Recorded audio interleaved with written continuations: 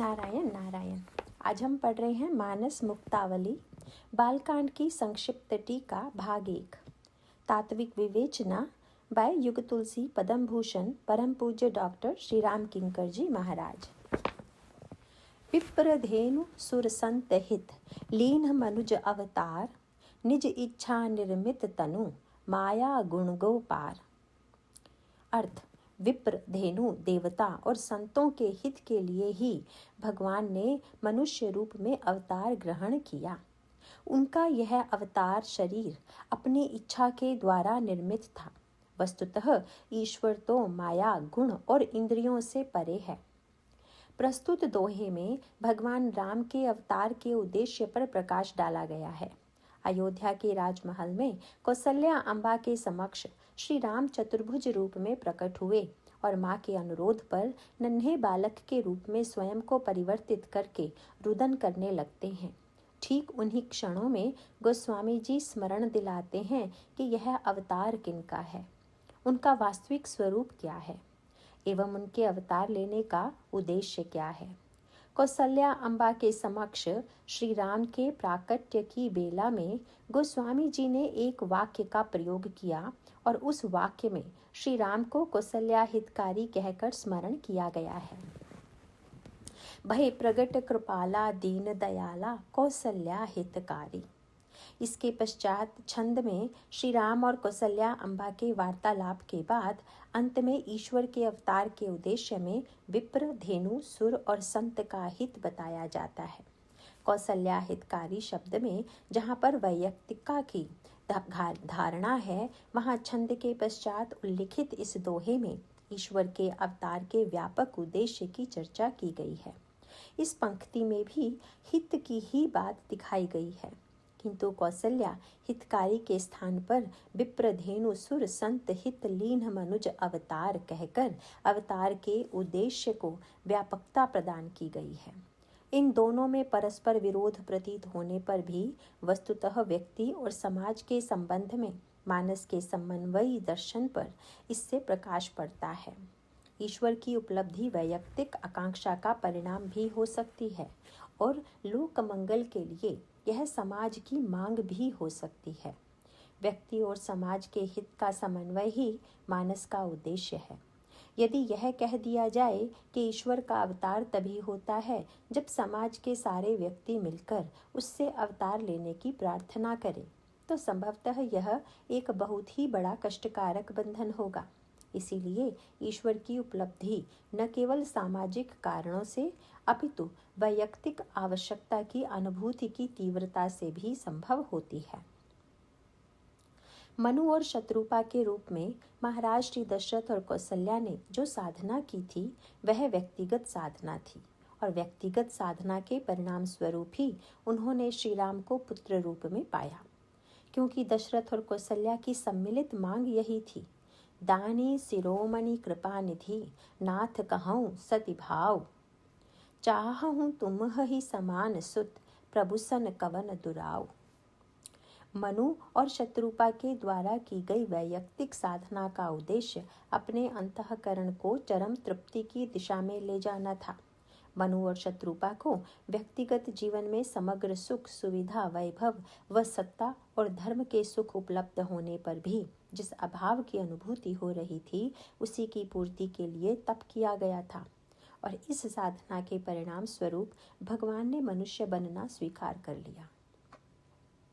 इसके द्वारा प्रत्येक व्यक्ति को जहाँ यह आश्वासन प्राप्त होता है कि यह आवश्यक नहीं है कि सारा समाज मिलकर जब ईश्वर की आकांक्षा करे तभी ईश्वर उसे उपलब्ध हो, इसके स्थान पर व्यक्ति को प्रोत्साहित करने के लिए इतना ही यथेष्ट है कि ईश्वर की उपलब्धि एक व्यक्ति की व्यक्तिगत आकांक्षा और उसके अंतःकरण की भावना की परितृप्ति के लिए संभव है। किंतु एक व्यक्ति की आकांक्षा की पूर्ति के लिए लिया जाने वाला अवतार केवल उस व्यक्ति का ही हित संपन्न करता हो, ऐसी बात नहीं है। रामचरितमानस के दर्शन में व्यक्ति और समाज एक दूसरे के पूरक हैं।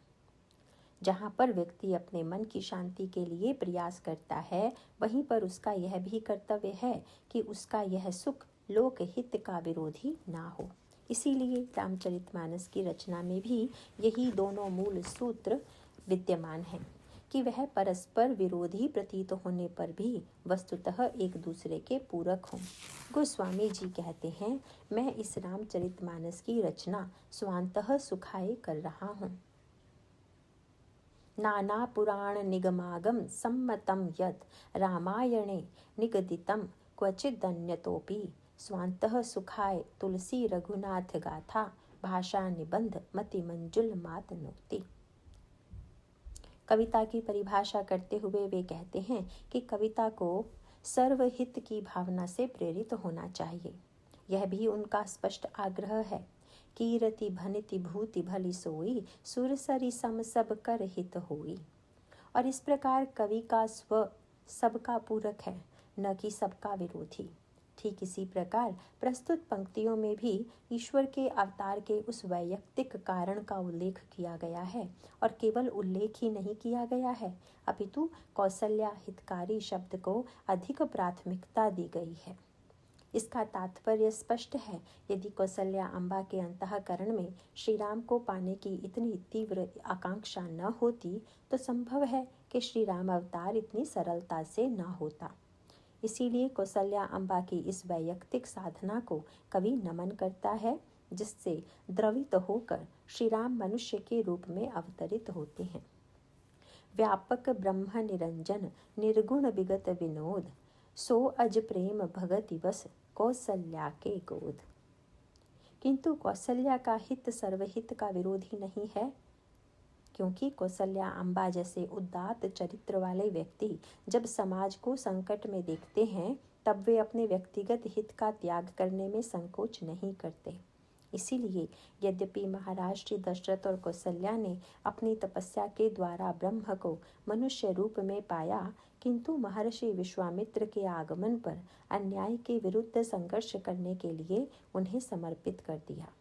इस प्रकार व्यक्तिगत साधना द्वारा उपलब्ध ईश्वर बिना किसी प्रयास के ही समाज को प्राप्त हो जाता है। कौसल्या का जीवन वस्तुतः लोक कल्याण के लिए समर्पित है, क्योंकि उनके चरित्र में समग्र संतत्व विद्यमान है, और संत का लक्षण यही है, पर उपकार वचन मन काया संत सहज स्वभाव खगराया। यद्यपि ईश्वर के अवतार के लिए यह कहना अधिक उपयुक्त होता कि वह समग्र विश्व के कल्याण के लिए ही अवतरित हुआ, किंतु विप्र धेनु सुर और संत का हित भी वस्तुतः समस्त लोक का प्रतिनिधित्व करता है। विप्र समाज का मूर्धन्य है, वह विचार प्रधान है। जिस समाज में विचार और विवेक की अवहेलना होती है वह समाज पतन की दिशा में उन्मुख होता है। किंतु यह विचार और समाज केवल अपने अहंकार के लिए नहीं अपितु लोक मंगल के लिए कार्य कर रहा हो, यह आवश्यक है। महर्षि विश्वामित्र तपोवन में रहकर जिस महान यज्ञ साधना को संपन्न करते हैं वह उनकी वैयक्तिक आकांक्षा की पूर्ति के लिए न होकर लोक मंगल के लिए है। ब्राह्मण का सारा जीवन समाज की सुव्यवस्था के लिए समर्पित था। उसे आदेश दिया गया है, ब्राह्मणस्य शरीरोऽयं क्षुद्र कामाय निश्यते। ब्राह्मण का शरीर क्षुद्र कामनाओं की पूर्ति के लिए नहीं है। यद्यपि समाज में ब्राह्मण को विशिष्ट सम्मान प्राप्त होता रहा है, उसके प्रति अनेक लोगों के अंतःकरण में तीव्र आक्रोश विद्यमान है। उन्हें ऐसा लगता है कि यह तो एक वर्ग और जाति विशेष के प्रति पक्षपात है, और इसी के आधार पर बहुधा तुलसीदास जी को एक ब्राह्मणवादी संकीर्ण मनोवृत्ति का व्यक्ति सिद्ध करने का प्रयास भी किया जाता है। सत्य तो यह है कि जहाँ विप्र को यह सम्मान प्राप्त था वहाँ उससे यह आशा भी की जाती थी कि उसका समग्र जीवन व्यक्तिगत सुख सुविधा के स्थान पर धर्म स्थापना के लिए समर्पित होगा। ईश्वर का अवतार किसी जाति विशेष के प्रति उनके पक्षपात का परिचायक नहीं है। अगर ईश्वर को यह पक्षपात अभीष्ट होता तो वह स्वयं भी ब्राह्मण वंश में ही जन्म लेता, किंतु जहाँ परशुराम के रूप में एक अवतार ब्राह्मण जाति में जन्म लेता है वहाँ पर श्री राम समस्त सद्गुणों तथा सामर्थ्य से संपन्न होते हुए भी क्षत्रिय वंश में जन्म लेते हैं, और तथाकथित ब्राह्मणवादी तुलसी परशुराम की तुलना में राम की श्रेष्ठता सिद्ध करते हैं। परशुराम से राम की स्तुति कराते हैं। बेचारे जातीय विद्वेष से पीड़ित आलोचक तुलसी के दर्शन को समझ ही नहीं सकते। ब्राह्मण विश्व हित का ही प्रतीक है। महर्षि विश्वामित्र के चरित्र के माध्यम से इसे प्रकट किया गया है। विश्वामित्र ब्राह्मण के रूप में श्री राम की याचना करने जाते हैं। महर्षि की यह याचना लोक मंगल के लिए थी। विश्वामित्र के नाम का अर्थ है विश्व का मित्र। इस प्रकार एक विप्र के माध्यम से श्री राम की उपलब्धि केवल ब्राह्मण जाति के लिए ही नहीं अपितु समस्त विश्व के हित के लिए प्रयुक्त होती है। इसीलिए महर्षि विश्वामित्र राम की याचना के पश्चात उन्हें यज्ञ रक्षा के लिए तो ले आते हैं एवं यज्ञ संरक्षण के बाद जनकपुर ले जाने में उन्हें रंच मात्र संकोच नहीं होता, क्योंकि उनकी दृष्टि में श्री राम केवल महाराज श्री दशरथ की ही व्यक्तिगत संपत्ति नहीं है। विप्रहित की ही भांति धेनुहित के लिए ईश्वर के अवतार में भी यही सत्य निहित है। गाय अहिंसा की प्रतीक है। वह तृण के बदले में दुग्ध प्रदान करती है। दुग्ध के द्वारा अपने बछड़े का ही नहीं अपितु अनगिनत व्यक्तियों का पोषण करती है, किंतु वह गाय किसी के भी प्रतिकूल नहीं है। नरहरिदास जी ने कभी अकबर के समक्ष गाय की सराहना में जो वाक्य कहे थे, वे गाय की लोक मंगलकारी भावना के ही सर्वश्रेष्ठ प्रतीक हैं। हिंदू ही मधुर न देई कटुक, तुर्क ही न पिलावती। भले ही उसके प्रति कोई व्यक्ति हिंसक भाग रखे अथवा अहिंसक, गाय तो सबको समान रूप से अपने स्नेहमय वात्सल्य का दान देकर तृप्त करती है। इसीलिए धेनु हित केवल एक समाज विशेष के लिए नहीं अपितु धेनु के माध्यम से यह समस्त विश्व को उपलब्ध होने वाली वात्सल्यमयी वृत्ति है। मानस के प्रारंभ में रावण के अत्याचार से संत्रस्त पृथ्वी गाय के रूप में ही मुनियों और देवताओं के पास जाती है। धेनु रूप धरी हृदय विचारी, गई तहाँ जहाँ सुर मुनि झारी। निज संताप सुनाई सिरोई, काहू ते कछु काज न होई। पृथ्वी व्यापक रूप में गाय की ही प्रतीक है। वह समस्त संसार के प्राणियों को अन्न का दान देती है, सबको धारण करती है, उसे परद्रोही प्रिय नहीं है। गिरि सरी सिंधु भार नहीं मोही, जस मोही गरौ एक परदोही। देवता प्रकृति की वे शक्तियां हैं जो उसका संचालन करती हैं। वे नियमों में आबद्ध हैं।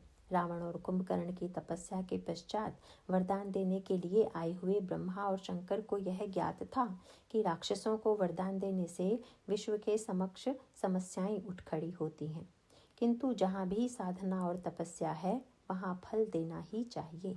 इस संवैधानिक मान्यता और मर्यादा के कारण ही ब्रह्मा और शंकर के द्वारा रावण को वरदान प्राप्त होता है। इसी प्रकार से देवताओं के द्वारा क्षमता प्राप्त करता हुआ व्यक्ति यदि उस क्षमता का सदुपयोग करता है तो वस्तुतः देव शक्ति इसके लिए उस व्यक्ति की कृतज्ञ होती है। किंतु जब कोई व्यक्ति देवता से ही प्राप्त शक्ति का उपयोग केवल अपने स्वार्थ और लोक मंगल के हनन के लिए करने लगता है, तब उस समय देवता भी संत्रस्त हो उठता है।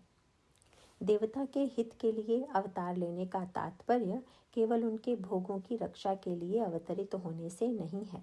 वस्तुतः विश्व चक्र में समुचित रूप से प्रकृति का संचालन हो, इसके लिए आवश्यक है कि देवता और मनुष्य के संबंध परस्पर एक दूसरे से श्रेष्ठ बने रहें। प्रकृति के इन नियमों में जब कोई व्यक्ति व्यवधान उपस्थित करता है, तब ईश्वर देवताओं के हित के माध्यम से उन शक्तियों को दंडित करता हुआ प्रकृति के संतुलन को विश्व में स्थापित करता है। तथा विप्र धेनु सुर के बाद संत के रूप में जिस चतुर्थ नाम का उल्लेख किया गया है, वह तो मानो परहित का घनीभूत रूप ही है। परहित ही उसका स्वभाव है। इसीलिए संत का लक्षण ही श्री रामचरितमानस में यह बताया गया है। संत सहहि दुख परहित लागी, पर दुख हेतु असंत अभागी। समाज के समस्त प्राणियों की पीड़ा के अपहरण के लिए बड़े से बड़ा कष्ट उठाना तो संतों का सहज स्वभाव ही है। किंतु ऐसे भी व्यक्तियों का समाज में उद्भव होता है जो परहित निरत संतों के भी हिंसक होकर उनसे विनाश पे तुल जाते हैं। ऐसी स्थिति में परहित निरत संतों की रक्षा के लिए ईश्वर के अवतार की घोषणा मानो विश्वहित की रक्षा से ही संबद्ध है। विभीषण से श्री राम ने अपने अवतार के उद्देश्य की व्याख्या करते हुए कहा, तुम सारीखे संत प्रिय मोरे, धरऊं देह नहीं आन निहोरे, सगुण उपासक परहित निरत नीति दृढ़ नेम, ते नर प्राण समान मम जिनके द्विजपद प्रेम। जब श्री राम रावण के स्थान पर विभीषण को राज्य देते हैं तब यह संघर्ष जातीय न होकर वस्तुतः वैचारिक ही था। विभीषण भी निशाचर जाति में जन्म लेते हैं, किंतु वे स्वभाव से ही संत हैं। उनका प्रयास यही था कि किसी प्रकार यदि रावण श्री सीता जी को श्री राम के प्रति अर्पित कर अपने दुर्विचारों का परित्याग करने के लिए प्रस्तुत होता है तो इससे उसकी सत्ता सुस्थिर होगी। इसी सद्भावना से प्रेरित होकर उन्होंने रावण को उपदेश देने की चेष्टा की थी, किंतु रावण ने उस पवित्र उपदेश के प्रतिदान में उनके ऊपर पाद प्रहार किया और इस प्रकार विभीषण के हित के लिए किया जाने वाला कार्य वस्तुतः उस सिद्धांत के संरक्षण के लिए ही है। ऐसी स्थिति में विप्र, धेनु, सुर और संत का हित केवल कुछ समूह अथवा वर्गों का ही कल्याण नहीं है, वह तो विश्व के समस्त प्राणियों का ही हित है। इस प्रकार विप्र, धेनु, सुर एवं संत की रक्षा के लिए अवतरित होकर ईश्वर समग्र विश्व के हित का कार्य संपन्न करता है। रूप सकहि नहीं कही श्रुति शेषा, सो जानई सपने हूँ जिन देखा। अर्थ, प्रभु के रूप का वर्णन वेद और शेष भी नहीं कर सकते, उसको वही जान सकता है जिसने स्वप्न में भी है देखा है। मानस में गोस्वामी जी ने श्री राम के सौंदर्य के यत्र तत्र अनेक चित्र अंकित किए हैं, जिन्हें देखकर मनुष्यों की तो बात ही क्या, पशु पक्षी भी मुक्त हो जाते हैं। इस प्रकार वे हमारी पार्थिव रूपासक्ति की भावना को शुद्ध भावना के स्तर पर पहुंचा देना चाहते हैं। पार्थिव सौंदर्य का आकर्षण क्रमशः नीचे की ओर ले जाता है, जिससे हम अपना और सौंदर्य दोनों का ही विनाश कर लेते हैं। एक सुरभित सुंदर पुष्प वाटिका में हमें अपनी ओर आकर्षित करता है, तत्काल ही हमारे मन में उसे समीप लाने की आकांक्षा उत्पन्न हो जाती है। निष्ठुरता से उसे डाली से पृथक करके हम अपने नेत्र और नासिका को क्षणिक तृप्ति देते हैं। थोड़ी देर में पुष्प अपना सौंदर्य और सौरभ खो देता है, तब उसे धूल में फेंक कर पैर से रौंदते हुए हम चल पड़ते हैं। भौतिक सौंदर्य की परिणति यही है। श्री राम का सौंदर्य इससे भिन्न है। ऊपर जिस सौंदर्य की चर्चा की गई वह अनंग काम का रूप है। राम और काम दोनों में अनेक सादृश्य हैं, दोनों के वर्ण समान हैं, सुंदर हैं और दोनों ही धनुष बाणधारी हैं, फिर भी वे एक के साथ नहीं रह सकते। जहाँ राम तहाँ काम नहीं, जहाँ काम नहीं राम, तुलसी कबहु न रही सकै, रवि रजनी एक ठाम। भगवान शिव के हृदय में राम का निवास है और वे काम रिपु हैं, बैठे सोह काम रिपु कैसे। प्रलय एवं संहार के देवता शिव ही नित्य तथा अनित्य सौंदर्य के भेद की कसौटी हैं। श्री राम और काम दोनों को उन्होंने अपने तृतीय नेत्र से देखा। काम क्षण भर में राख की ढेरी बन गया। प्रत्येक काम मूलक सौंदर्य की अंतिम परिणति यही है। श्री राम के विलक्षण सौंदर्य को भी शंकर ने विदेह नगर में देखा। यह नगर तत्वज्ञों का है, जहाँ की मान्यता ही है कि रूप अनित्य है। पर यहाँ राम क्यों आ गए कि वहाँ की सारी धारणा ही बदल गई। रूप चर्चा का विषय बन गया। इसीलिए श्री जानकी जी की एक सखी ने इसी आश्चर्य की ओर संकेत करते हुए उन्हें प्रभु के दर्शन के लिए प्रेरित किया। बरनत छवि जहाँ तहाँ सब लोगु, अवसि देखी हई देखन जोगु। जनकपुरी से ही भगवान शिव ने श्री राम के सौंदर्य को देखा और वे प्रभु के दिव्य रूप के अनुराग रस में डूबकर स्वयं कृतकृत्य हो गए। वस्तुतः काम के सौंदर्य की अनुभूति अभाव के मनोविज्ञान का परिणाम है। भूखे व्यक्ति को भोजन में जिस स्वाद का अनुभव होता है वह व्यंजन की विशेषता का परिचायक नहीं है। वह तो उसकी भूख है जो साधारण व्यंजन में स्वाद की प्रतीति करा देती है। वासना की भूख के कारण जिस सौंदर्य की अनुभूति होती है वह भी इसी श्रेणी में आती है। किंतु सर्वथा निष्काम अंतःकरण को भी राम का सौंदर्य आकर्षक लगता है। यही उनके सौंदर्य की पूर्णता का प्रमाण है। इसीलिए मानस में ऐसे अनेक पात्रों द्वारा श्री राम के सौंदर्य की महत्ता का दर्शन होता है। सहज विरागी विदेही भी इसे देखकर अपनी निष्ठा का परित्याग कर देते हैं।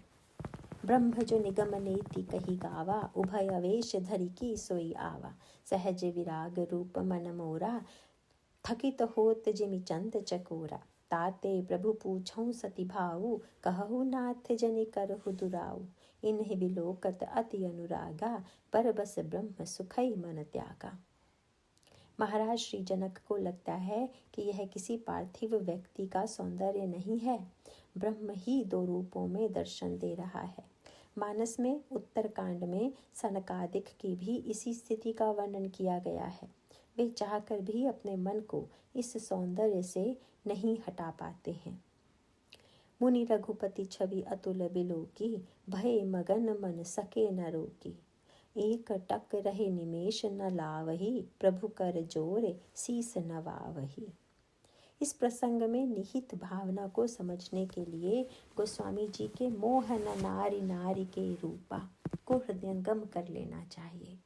ज्ञान और भक्ति का अंतर बताते हुए भुषुंडी जी कहते हैं, ज्ञान वैराग्य आदि पुरुष हैं और भक्ति स्त्री। संसार में बांधने वाली अविद्या माया भी स्त्री ही है।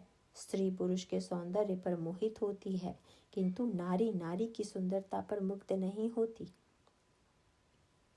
अतः माया ज्ञान वैराग्य आदि पुरुष संज्ञक गुणों को अपने वश में करने की चेष्टा करती है, भक्ति को नहीं। ज्ञान विराग जोग विज्ञाना, ये सब पुरुष सुनहु हरि जाना। पुरुष प्रताप प्रबल सब भांति, अबला अचल सहज जड़ जाति। पुरुष त्यागी सक नारी ही, जो विरक्त मति धीर। न तू कामी विषया बस, विमुख जो पद रघुबीर। सौ मुनि ज्ञान निधान, मृग नयनी विधुमुख निरखी। विबस होई हरि जान, नारी विष्णु माया प्रगट। इहाँ न पक्षपात कछु राखहूँ, वेद पुराण संत मत भाखहूँ। मोहि न नारी नारी के रूपा, पन्न गारी यह रीति अनूपा। माया भगति सुनहु तुम दो, नारी वर्ग जानऊ सबको। सनकादिक तत्वज्ञ है, ज्ञानी है। वे मन और नेत्र को विषयों के मिथ्यात्व का निश्चय कराते हुए उनसे विरत रखते हैं, किंतु मन और नेत्र के लिए स्वयं यह स्थिति सर्वथा स्वाभाविक है। फिर आज तो उनके समक्ष प्रभु का दिव्य रूप है। वे मन नेत्र विद्रोही होकर प्रभु के सौंदर्य रस का पान क्यों न करें। इसीलिए सनकादिक मन को नहीं रोक पाते। भय मगन मन सके न रोकी। बहुधा भगवत रूप के मायिक होने का भी प्रश्न उठाया जाता है। यह प्रश्न जटिलताओं से भरा है। मायुक कहने का क्या तात्पर्य है? यूँ तो गोस्वामी जी भी उन्हें माया मनुष्यम हरिम कहते हैं, अन्यत्र भी उन्हें लीला तनु बताया गया है। भगत हे तु लीला तनुगहि। मायुक का तात्पर्य यदि मिथ्यात्व से है तो यह मत गोस्वामी जी को मान्य नहीं है। वे श्री राम के सौंदर्य को नित्य सच्चिदानंदमय मानते हैं। चिदानंदमय देह तुम्हारी, विगत विकार ज्ञान अधिकारी।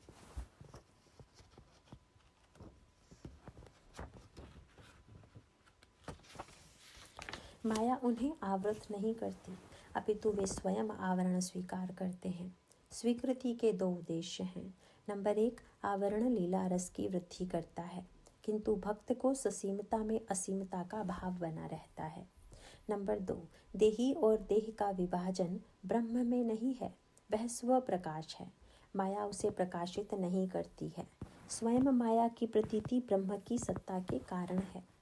जासु सत्यता ते जड़ माया, भास सत्य इव मोह सहाया। यह पहले ही कहा जा चुका है कि भक्त की दृष्टि में रूप नित्य सत्य है और जो भक्त के नेत्र की आकांक्षा का परिणाम है। उसके समक्ष एक रूप में होने पर भी उसे भक्त को प्रभु की व्यापकता का ज्ञान है। लोक दृष्टि में उनमें आवरण होने पर भी स्वयं भक्त के लिए आवरण का अभाव है।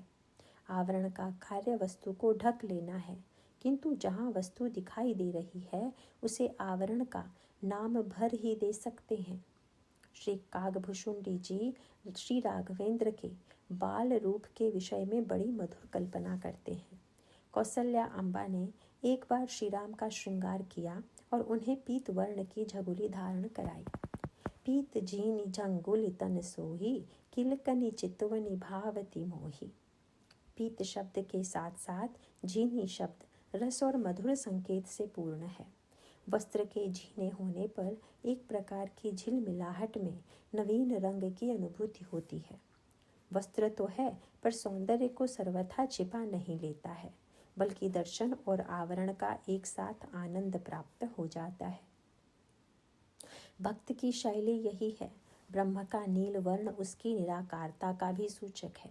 आकाश को निराकारता के दृष्टांत में प्रयुक्त किया जाता है। वह आकाश भी हमें नील वर्ण का दिखाई देता है। पीत रंग का वस्त्र प्रभु की माया का प्रतीक है। नील और पीत मिलकर हरा रंग हो जाता है। भक्त इस सौंदर्य को देखकर हरा भरा हो जाता है। कागभूषुंडी जी के झीनी शब्द से भक्ति दर्शन का यह दृष्टिकोण स्पष्ट हो जाता है। मानस में रूप वर्णन केवल आकृति की रूपरेखा बताने के लिए ही नहीं है। सगुण साकार की लीला को गोस्वामी जी स्वच्छ जल के रूप में प्रस्तुत करते हैं, जिसमें स्नान करके भक्त स्वच्छ हो जाता है। रूप वर्णन का उद्देश्य अंतःकरण को स्वच्छ बनाना है।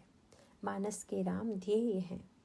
ज्ञान की विशिष्ट पद्धति से हृदय निर्माण की प्रक्रिया के लिए ही उनकी अनेक झांकियों का चित्रण किया गया है। साधारण व्यक्ति की दृष्टि में ध्यान का तात्पर्य काल्पनिक चिंतन है। उसकी मान्यता है कि किसी काल्पनिक चिंतन से व्यक्ति को कोई लाभ नहीं हो सकता। मन में मिष्टान्न का चिंतन करने से व्यक्ति की क्षुधा कैसे शांत हो सकती है। व्यवहारिक अर्थों में मानस में भी इस सूक्ति का प्रयोग किया गया है। मन मोदकन की भूख बुताई। किंतु आध्यात्मिक अर्थों में यह सत्य नहीं है।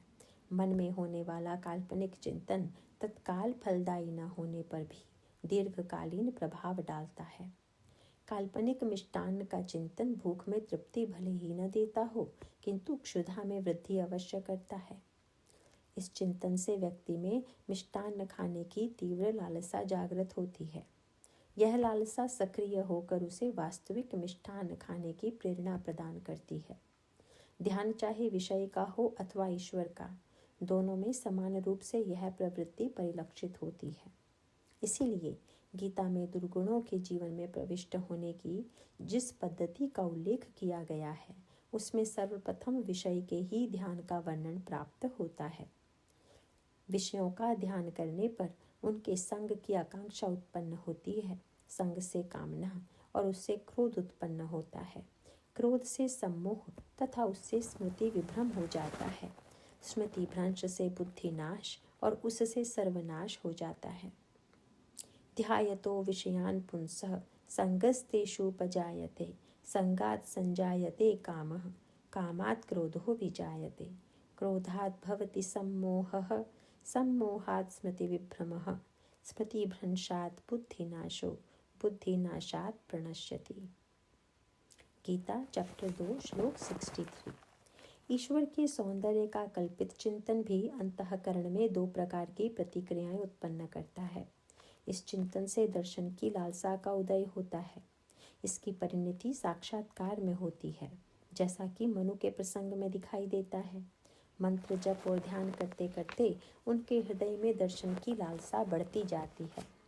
12 अक्षर मंत्र पुनि जपहि सहित अनुराग, वासुदेव पद पंकरुहु दंपति नयन तिलाग, उर अभिलाष निरंतर होई, देखई नयन परम प्रभु सोई। इस लालसा की चरम परिणति ईश्वर के साक्षात्कार में होती है। किंतु यदि इतना न भी हो तो इस ध्यान से व्यक्ति का मन उतने समय के लिए विषय चिंतन से बच जाता है। और यह क्या कम है कि व्यक्ति के जीवन में दुर्गुणों का चिंतन न होकर सद्भाव का उदय हो। राघवेंद्र की अलौकिक रूप माधुरी के वर्णन के द्वारा गोस्वामी जी इन्हीं उद्देश्यों की सिद्धि करना चाहते हैं। सौंदर्य का वर्णन करते करते वे अचानक अपनी असमर्थता प्रकट करने लगते हैं। इससे भी आगे बढ़कर वे यह बताते हैं कि सौंदर्य का वर्णन तो श्रुति और शेष भी नहीं कर सकते।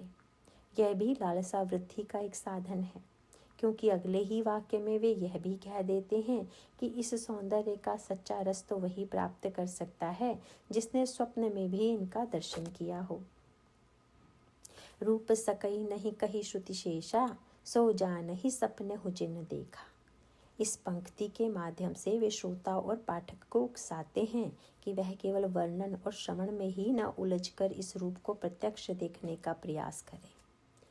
यदि इतना संभव न हो तो कम से कम स्वप्न में साक्षात्कार की चेष्टा करे। व्यक्ति दिन में जिन वस्तुओं का प्रगाढ़ चिंतन करता है, स्वप्न में उन्हीं को साकार होते हुए देखता है। इस तरह वे व्यक्ति के जीवन को राममय बना देना चाहते हैं। गाधि तनय मन चिंता व्यापी, हरि बिनु मरहि न निसिचर पापी। अर्थ, गाधी राजा के पुत्र विश्वामित्र के हृदय में चिंता व्याप्त हो गई। उन्हें लगा कि बिना भगवान के पापी निशाचरों का विनाश नहीं हो सकता। महर्षि विश्वामित्र पुराणों के उन ऋषियों में हैं जिनके साथ चमत्कारों की अनगिनत गाथाएं जुड़ी हुई हैं। पुरुषार्थ के द्वारा जिन्होंने तत्कालीन समाज व्यवस्था के नियमों को बदलकर जन्मना वर्ण व्यवस्था के स्थान पर अपने लिए कर्मणा वर्ण व्यवस्था की स्वीकृति प्राप्त कर ली थी, जिन्होंने त्रिशंकु के लिए नए स्वर्ग के निर्माण का संकल्प किया और अपनी तपस्या की शक्ति के द्वारा उसके सृजन का श्री गणेश भी कर दिया था। अंततः मुनियों की प्रार्थना पर ही वे उससे विरत हुए, किंतु इतना शक्तिशाली ऋषि राक्षसों के भय से संत्रस्त हो उठा, इसका क्या कारण है? इस पर विचार करने पर इसके दो समाधान हमारे समक्ष आते हैं। विश्वामित्र अस्त्रविद थे, किंतु उन्होंने अस्त्रों का परित्याग कर ब्राह्मणत्व की दीक्षा ग्रहण कर ली थी। ऐसी स्थिति में शक्तिशाली होते हुए भी वे राक्षसों के विरुद्ध शस्त्र का प्रयोग नहीं कर सकते थे। पर प्रश्न तो यह है कि क्या वे अपनी तपस्या की शक्ति के द्वारा राक्षसों के विनाश में समर्थ नहीं थे? इस प्रश्न पर विचार करते हुए यह स्पष्ट हो जाता है कि महर्षि के समक्ष प्रतिद्वंद्वी के रूप में जो निशाचर खड़े थे, वे साधारण क्षमता वाले नहीं थे। उनका रावण से संबंध था, और रावण के रूप में जिस नवीन शक्ति का प्रादुर्भाव हुआ था, वह ब्राह्मणों और क्षत्रियों दोनों ही के लिए चुनौती के रूप में थी। एक ओर रावण ब्राह्मण के रूप में समस्त शास्त्रों का ज्ञाता है। अपने जीवन में साधना की कठिन से कठिन परीक्षाओं में वह सफलता प्राप्त करता है। वह अपनी तपस्या के द्वारा ब्रह्मा और शंकर को भी अभीप्सित वर देने के लिए बाध्य कर देता है। तो दूसरी ओर उसे समस्त अस्त्र शस्त्रों का ज्ञान था। फलस्वरूप उसने अपने अनगिनत प्रतिद्वंद्वियों को पराजित किया और उन्हें समाप्त कर दिया। इस प्रकार न तो ब्राह्मण और न क्षत्रिय ही इस नवीन दुर्घर्ष शत्रु का सामना कर सकते थे, क्योंकि रावण शस्त्र विद्या में उनकी अपेक्षा अधिक निपुण था।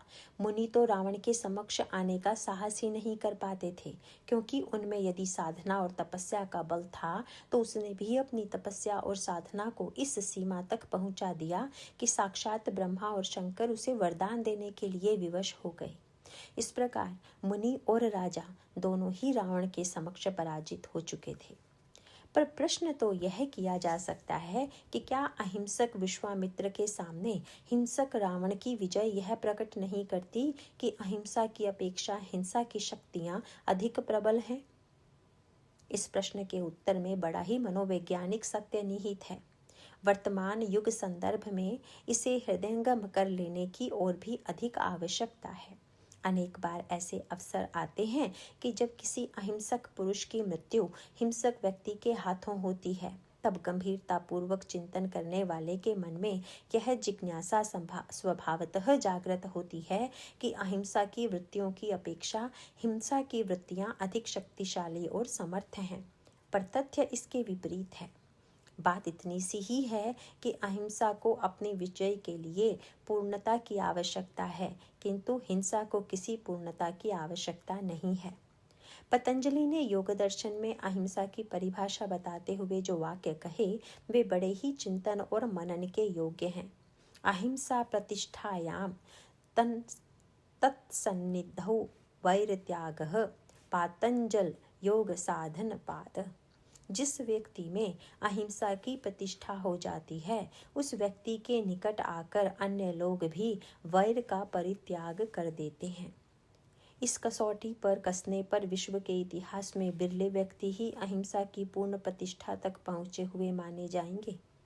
यह स्वाभाविक ही है कि जहाँ तक अहिंसा का अर्थ मन वचन कर्म के से दूसरों के प्रति हिंसा की वृत्ति न रखना हो, वहाँ तक वह साध्य सी प्रतीत होती है, किंतु अहिंसा की योग दर्शन में की गई परिभाषा असंभव सी जान पड़ती है। अहिंसा की यह वृत्ति तभी पूर्णता तक पहुंच सकती है जब स्वयं से भिन्न किसी अन्य सत्ता की अनुभूति ना हो। वस्तुतः जब तक अंतःकरण में द्वैत बना हुआ है तब तक सच्ची अहिंसा का उदय हो ही नहीं सकता, क्योंकि व्यक्ति को जब तक यह भान होता रहेगा कि कुछ लोग हमसे भिन्न हैं, धन वैभव सत्ता योग्यता में पार्थक्य है, तब तक व्यक्ति के अंतःकरण में अहिंसा वृत्ति का आना एक सीमा तक तो संभव है, परंतु समग्र अहिंसा की प्रतिष्ठा असंभव है।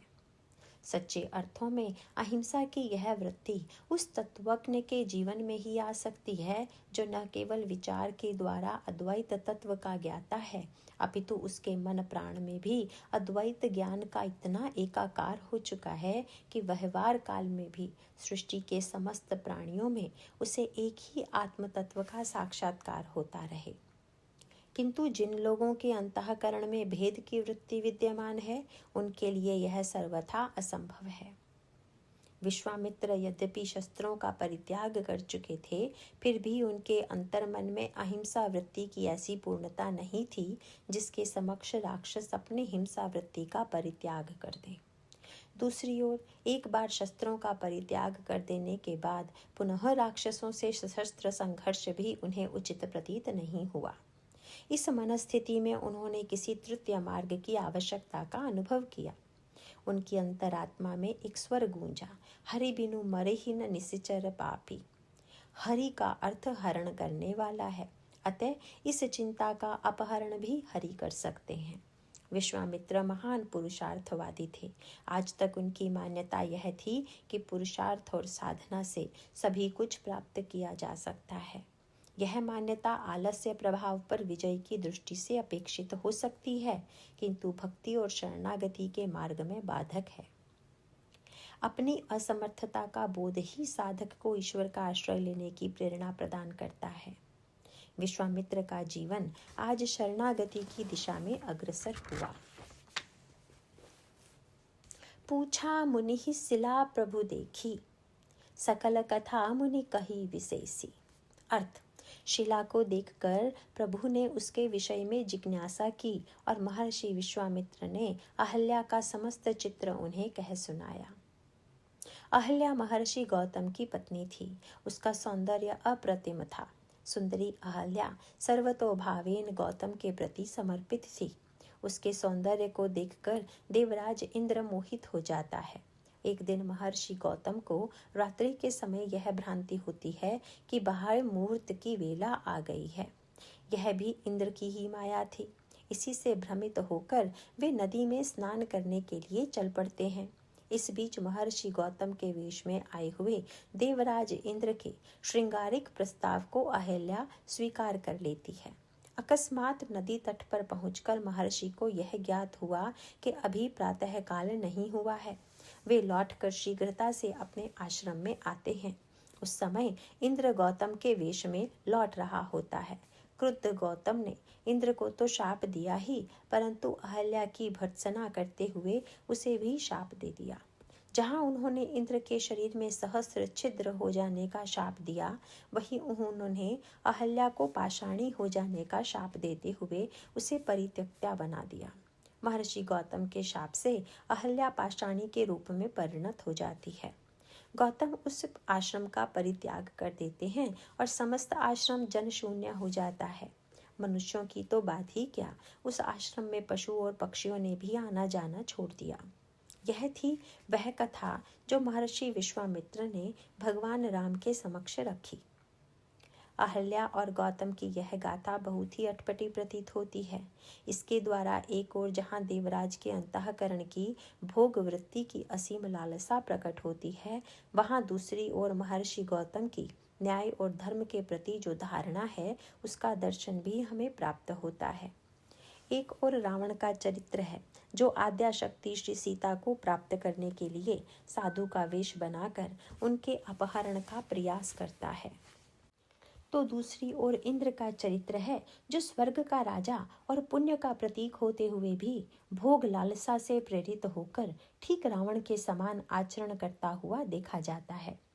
इसका मनोवैज्ञानिक तात्पर्य यह है कि जब तक पाप और पुण्य दोनों की सुख संबंधी एक ही मान्यता होगी, तब तक यह कहना असंगत होगा कि पुण्यात्मा व्यक्ति कभी पुण्य से विचलित नहीं होता है। रावण और इंद्र भले ही पाप और पुण्य के प्रतीक हों, किंतु दोनों के अंतःकरण में भोग के द्वारा सुखानुभूति की मान्यता अंतर्हित है। भोगों के प्रति यह आसक्ति यदि रावण को पग पग पर पतन की ओर ले जाती है, तो वह इंद्र को भी कहीं कहीं असद्मार्ग की ओर प्रेरित करती है। स्मरणीय है कि केवल पुण्य कर्म की नहीं, अपितु व्यक्ति की सुख संबंधी धारणा का भी धर्म की शाश्वतता से बड़ा संबंध है। जब तक व्यक्ति धर्म संबंधी अपनी मान्यताओं में संशोधन नहीं करता और वह इन्हीं साधारण मान्यताओं के द्वारा धर्म के परिणाम की उपलब्धि करना चाहता है, तब तक उसका धर्म उसको पतन की ओर जाने से नहीं रोक सकता। यह इंद्र की कथा से स्पष्ट रूप से समझा जा सकता है। इस कथा के आध्यात्मिक पक्ष पर विचार करने से हमारे समक्ष एक भिन्न तत्व आता है। गोस्वामी जी विनय पत्रिका और श्री रामचरितमानस में अहल्या को बुद्धि के प्रतीक के रूप में स्वीकार करते हैं। सहस सिलाहुत जड़मति भई है। विनय पत्रिका। राम एक तापस तिय तारी, नाम कोटि खल कुमति सुधारी। बुद्धि अहल्या है, उसके समक्ष एक और गौतम है, दूसरी ओर देवराज इंद्र। गौतम तपस्वी हैं, इंद्र भोगी, अर्थात बुद्धि के समक्ष पुण्य के दो परिणाम आते हैं। एक धारणा यह है कि पुण्य करने से व्यक्ति को स्वर्ग प्राप्त होता है और वहाँ विविध प्रकार के भोग उपलब्ध होते हैं। दूसरी यह है कि पुण्य का परिणाम वैराग्य है, जैसा कि स्वयं भगवान श्री राम ने अपने पूर्ववासियों को उपदेश देते हुए कहा, एति तनुकर फल विषय न भाई, स्वर्गहु स्वल्प अंत दुखदाई। वस्तुतः जीवन का उद्देश्य इंद्रिय नियमन के द्वारा अंतःकरण में वैराग्य का उदय है, जिससे इसका उपयोग ज्ञान की उपलब्धि और सत्य के साक्षात्कार में किया जा सके। अहल्या गौतम की प्रिया है। इसका तात्पर्य यह है कि जब बुद्धि पवित्र होती है, तब वह पुण्य का परिणाम भोगों को न मानकर तपस्या को ही स्वीकार करती है। किंतु जीवन में ऐसे भी क्षण आते हैं जब बुद्धि विचलित हो जाती है, तब वह भोगों के प्रति ही आकृष्ट होती है एवं इंद्र को ही गौतम के रूप में स्वीकार कर लेती है। यह सहज मनोविज्ञान है कि व्यक्ति भोगों के आकर्षण से सर्वदा बच नहीं पाता। भोग कभी न कभी उसे अपनी ओर आकृष्ट कर लेते हैं, और जब भी व्यक्ति की बुद्धि तप के स्थान पर भोग को जीवन का साध्य स्वीकार कर लेती है, तब बुद्धि में भौतिकता का उदय होता है। इस जड़ता का समाधान धर्म के पास नहीं है। गौतम का क्रुद्ध होकर शाप दे देना उनकी असमर्थता का ही परिचायक है। महर्षि गौतम तपस्या के पथ के पथिक हैं। वहाँ पर बलात् इंद्रिय दमन है। तपस्या व्यक्ति के अंतःकरण का नियमन करती हुई भी उसे पूरी तरह असन मार्ग में जाने से नहीं रोक सकती। इसीलिए महर्षि गौतम अहल्या का परित्याग कर देते हैं।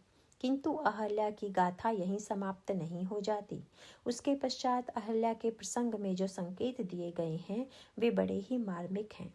अहल्या को शाप देने अनंतर महर्षि गौतम ने कृपा करके भविष्य में उसे एक अवसर प्राप्त होने की बात बताई। जब श्री राम के चरणों से तुम्हारा स्पर्श होगा तब तुम पुनः चैतन्य होकर नारी बन जाओगी एवं तब मैं तुम्हें पुनः स्वीकार करूंगा। इसका अभिप्राय है कि बुद्धि केवल धर्म के माध्यम से ही चैतन्य नहीं रखी जा सकती, अपितु उसकी चैतन्यता के लिए यह भी आवश्यक है कि धर्म के साथ साथ बुद्धि में भक्ति का अवतरण हो। और जब यह भक्ति अंतःकरण में अवतरित होती है तब बुद्धि की वह जड़ता जो भोगों के प्रति आसक्ति के कारण उसमें आ जाती है विनष्ट हो जाती है। यह स्वाभाविक ही है कि तपस्या में भोगों का नियमन तो है, किंतु भोगों का विकल्प देने की सामर्थ्य तपस्या में नहीं है। भक्ति शास्त्र में केवल नियमन अपितु भोगों का एक विकल्प भी प्रदान करता है, क्योंकि भक्तों का ईश्वर सगुण है और उसमें अमित आकर्षण विद्यमान है। जब एक बार व्यक्ति के अंतःकरण में भक्ति रस का प्रादुर्भाव होता है तब उस व्यक्ति की बुद्धि को विषय रस अपनी ओर आकृष्ट नहीं कर सकता। अहल्या को चेतना लौट आई।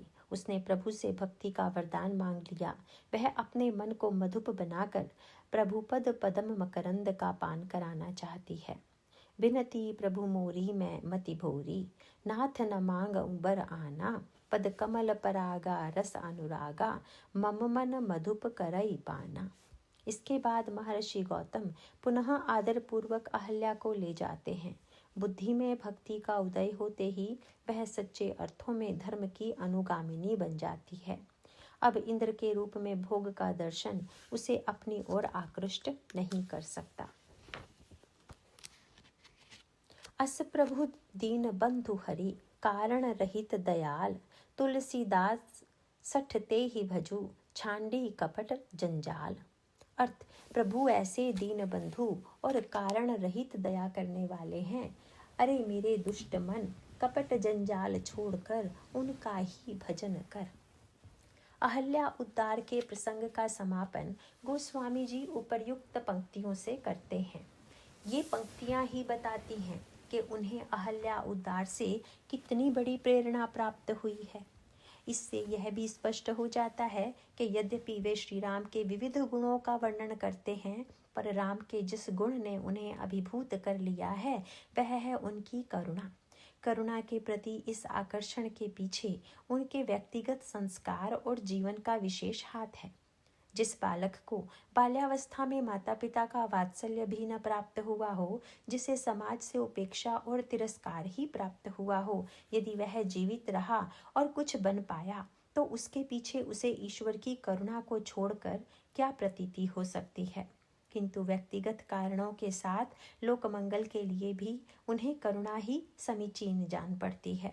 तत्कालीन राजाओं की कठोर दंड नीति के प्रति उनकी आलोचना से यह स्पष्ट हो जाता है कि वे समाज की सुव्यवस्था के नाम पर निर्दय दंड नीति के सर्वथा विरोधी थे।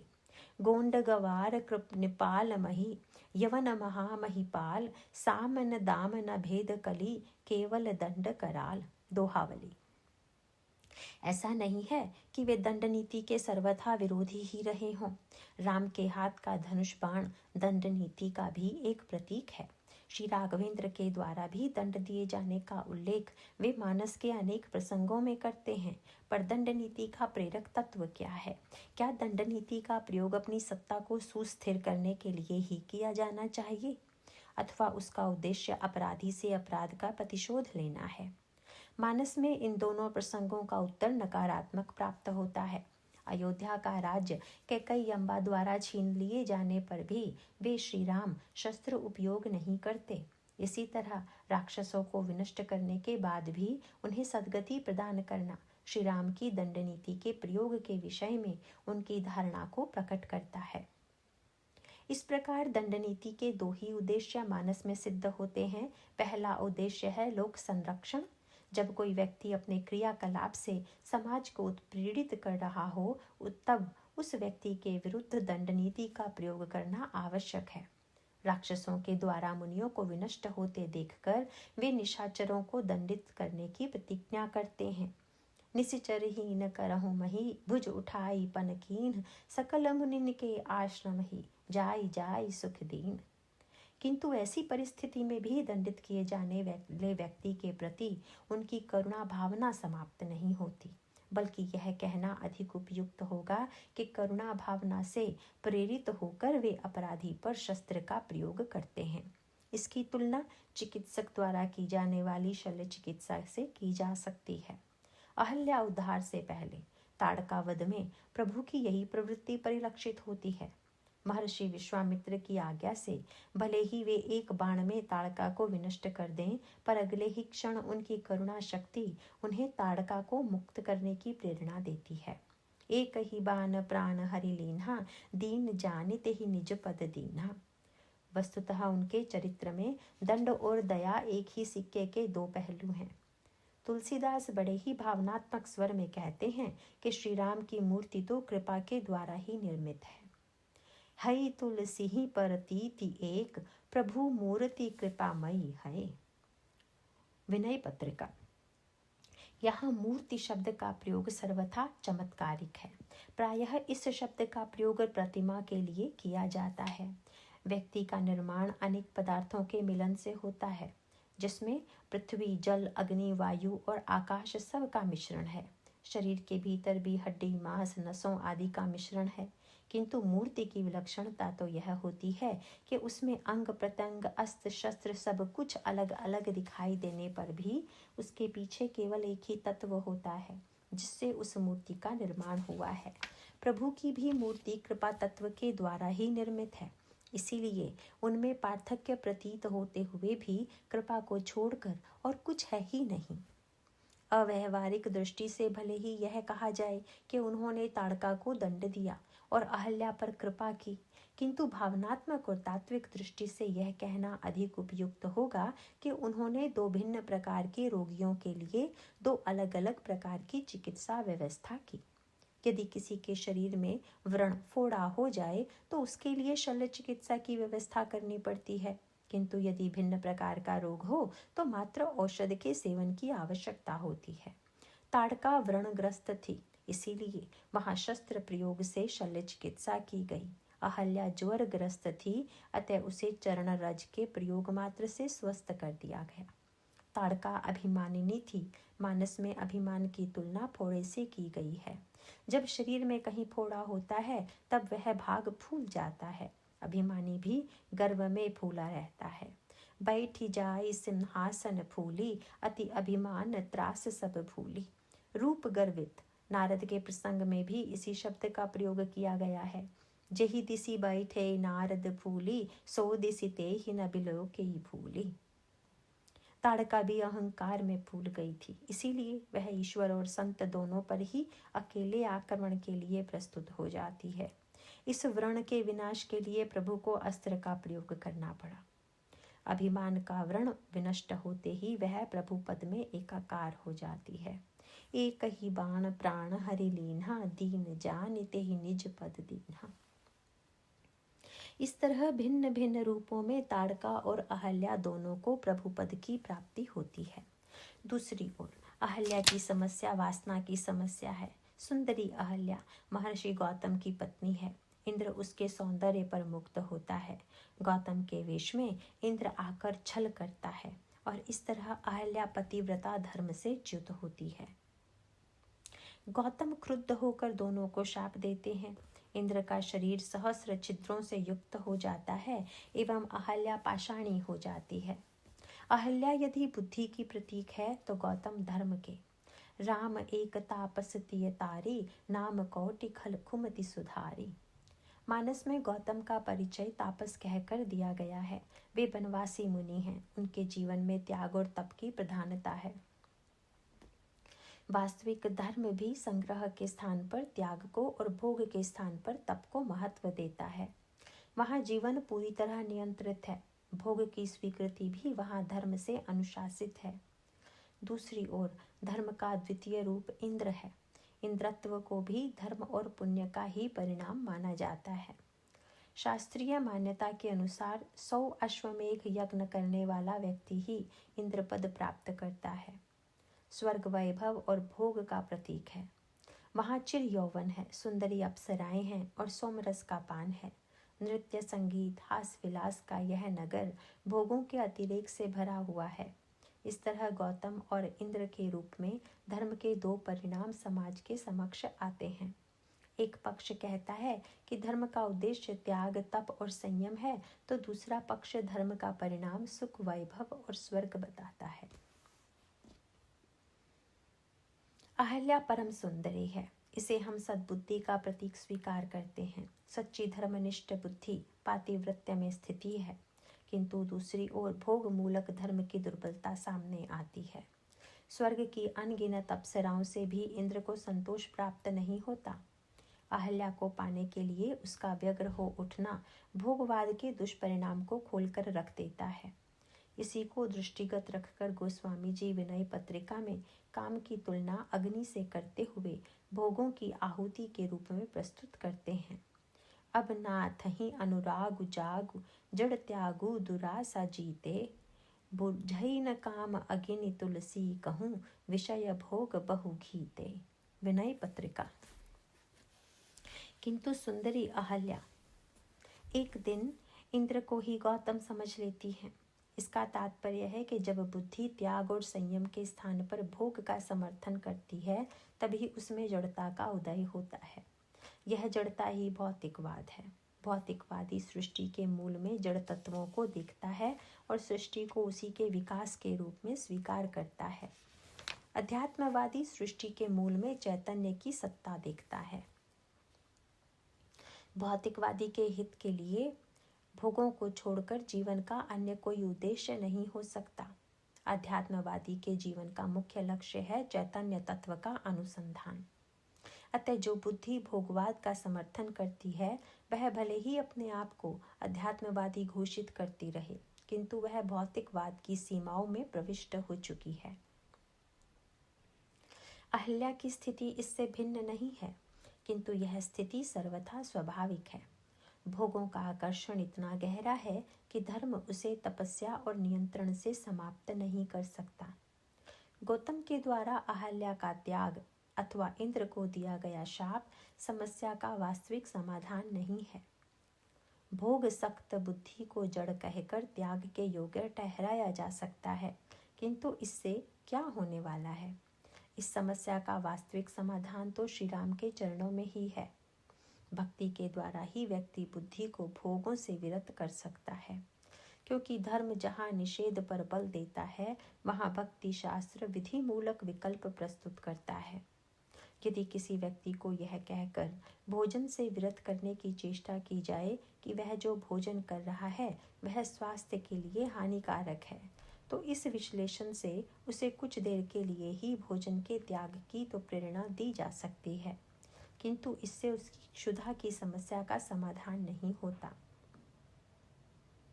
इसके लिए तो उसके समक्ष हानिकारक भोजन के स्थान पर स्वास्थ्यवर्धक व्यंजन का विकल्प रखना होगा, जिसके द्वारा वह स्वाद और तृप्ति का अनुभव भी कर सके। भक्ति भोगों के निषेध के स्थान पर भगवान का दिव्य भोग प्रस्तुत करती है। श्री राम के चरणों के संस्पर्श से चैतन्य होकर अहल्या इसी अनुराग में शक्ति की याचना करती है।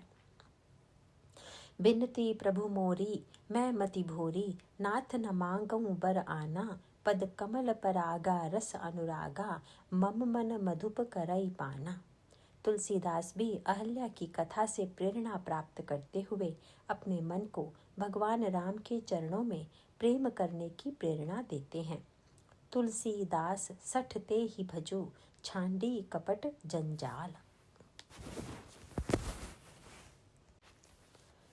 मूर्ति मधुर मनोहर देखी, भयउ विदेह विदेह विशेषी।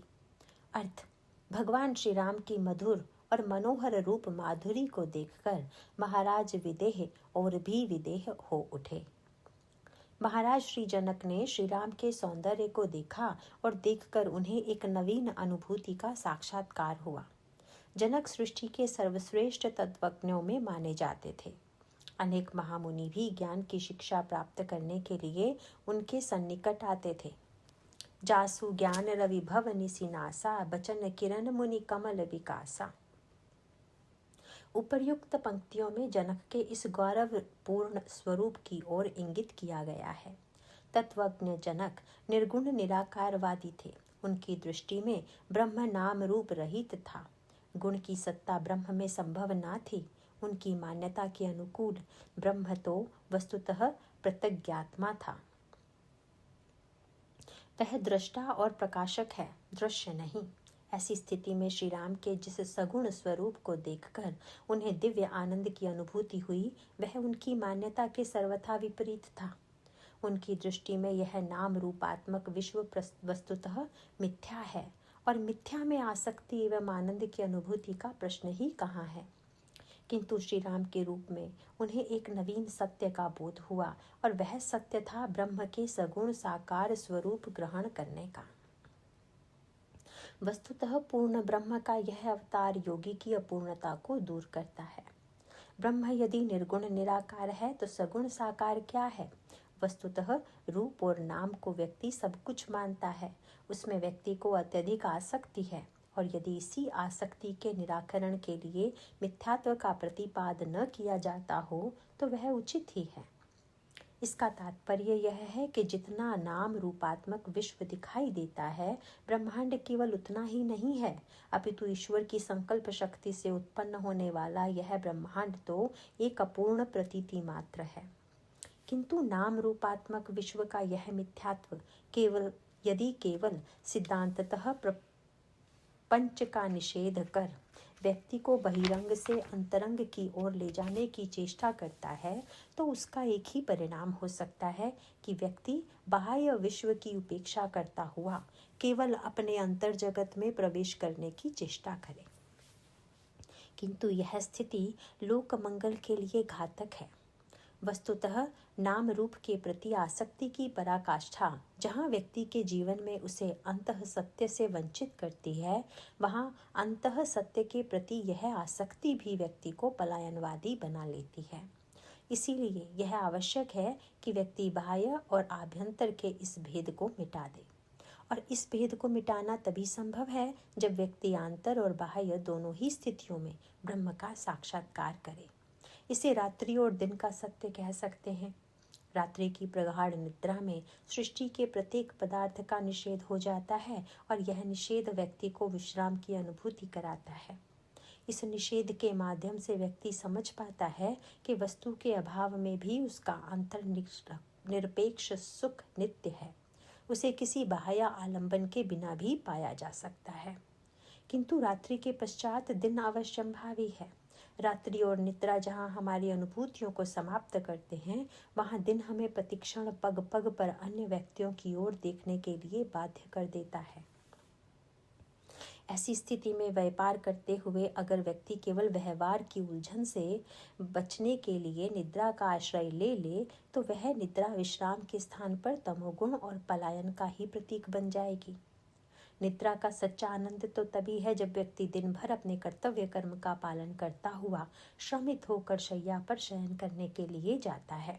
और निद्रा की सार्थकता तभी है कि जब निद्रा व्यक्ति को विश्राम देकर नवीन स्फूर्ति दे तथा उस नवीन स्फूर्ति के द्वारा शक्ति प्राप्त करके व्यक्ति पुनः कर्तव्य कर्म में आरूढ़ हो जाए।